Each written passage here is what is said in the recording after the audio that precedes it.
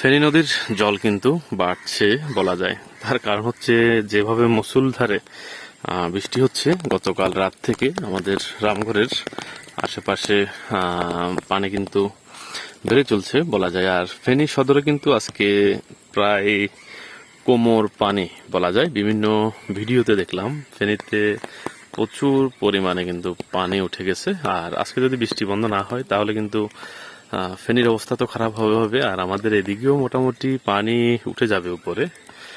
যাই হোক, কারণ গত বছরের সেই ভয়ানক স্মৃতি কিন্তু ভাবাচ্ছে সবাইকে। কিছু থেকে কিছু পানি উঠলে, বৃষ্টি হলে কিন্তু এখন সবাই ভয়ে আতঙ্কে ঘরবাড়ি ছাড়তে শুরু করে দেয় বলা যায়। কারণ সেই গত বছরের বীভৎস ভয়ানক যে স্মৃতি, সেটা কিন্তু সবারই মনে আছে। বন্যার পানিতে প্রায় লাখ লাখ মানুষ ঘর বাড়ি ছাড়া হয়ে যাওয়া। যাই হোক, প্রার্থনা করি যাতে বৃষ্টি তেমন একটা না হয়, কারণ যেভাবে টানা বৃষ্টি হচ্ছে কালকে থেকে, তাহলে কিন্তু বলা যায় বন্যা কিন্তু আসন্ন।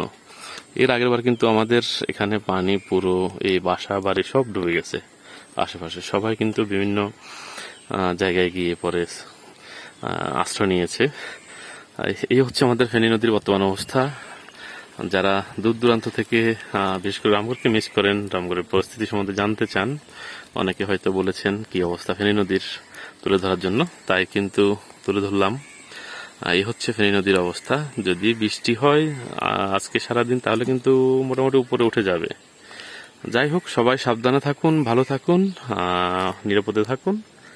অবশ্যই খেয়াল রাখবেন আবহাওয়ার যে অবস্থা, সেটা আপডেট খবর নেবেন, জানবেন।